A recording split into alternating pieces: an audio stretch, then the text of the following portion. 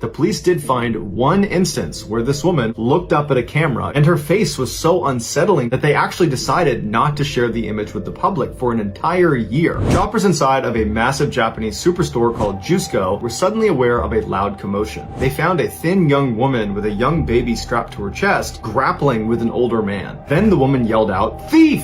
The man she was fighting with was in his late 60s, and his fists were clenched like he was holding whatever it was he took from her. 3 men from the crowd wrestled the man off of the woman and pinned him to the ground, and so these 3 men yelled out to the police that happened to be nearby. They ran over and jumped on top of this guy and handcuffed him, and the man, as he's laying on the ground, onlookers would say he began moaning very strangely. They were able to open up his fists and discovered the only thing he was clutching was his own bank card. It did not appear he had actually taken anything from this woman. So they poke their heads up and start looking around the crowd for this woman, but she's nowhere to be seen. The following day, the older man, who became known as Mr. A by police, died at the hospital as a result of heart failure caused by extreme stress. When the police found out about this, they simply went into the case file, updated it to show the suspect had died, and did not investigate further. But Mr. A's family refused to believe he had just attacked a young woman and her baby. It was completely out of character. His family pleaded with police to reopen the case and investigate this woman because she must have done something to start this altercation. The police ultimately conceded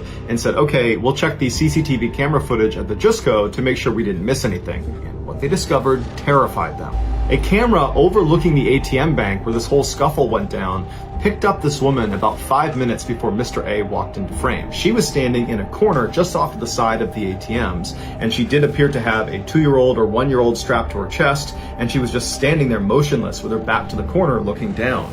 And then when Mr. A came into frame, he appeared to pull some money out of the ATM. He turned around after getting his cash and started walking away. And as soon as he does, the woman in the corner suddenly becomes animated. She lifts her head up and walks straight past him, skimming his chest with her hand as she passed. And right after she did that, it was like Mr. A had a reaction to being touched by her, and he instinctively grabbed her arm, and that's when the struggle ensued, although it's clear from the footage that she is the aggressor, not Mr. A. And then at some point during this chaotic melee, the woman just stands up and meanders her way into the crowd and disappears. Although the police searched every piece of footage in and around this ATM all around the time of the incident, they never found any footage of this woman entering or exiting the Jusco. It was like she just appeared in that corner in order to go after Mr. A and then vanished as soon as it was done. And none of the dozens of witnesses that watched the scuffle take place right in front of them in broad daylight were able to provide any sort of meaningful description of this woman. It was like nobody got a really good look at her. But after reviewing hours and hours of the CCTV footage, the police did find one instance where this woman, for 1 second,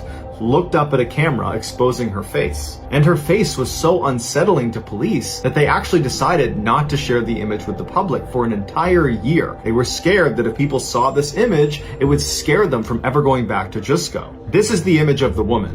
As you can see, her face is totally emotionless, her eyes are blank and downcast. Some have compared her face to a death mask, which is a plaster cast of a dead person's face. Other people have said she doesn't even look human. After seeing the CCTV footage, Mr. A's relatives sued the police for detaining him and pinning him to the ground despite his obvious medical distress as a result of whatever this woman did to him. Eventually, they did reach a settlement, but what they really wanted was an explanation for who this woman was. But even after the police released this strange photo to the public, nobody ever came forward, so she was never identified. The case, which is now referred to as the Jusco Phantom, is still very famous in Japan, and it remains a popular topic on long internet chat room threads where people exchange this eerie photograph and speculate about who or what killed Mr. A. Just know that I really appreciate your support, and until next time, that's going to do it. See ya.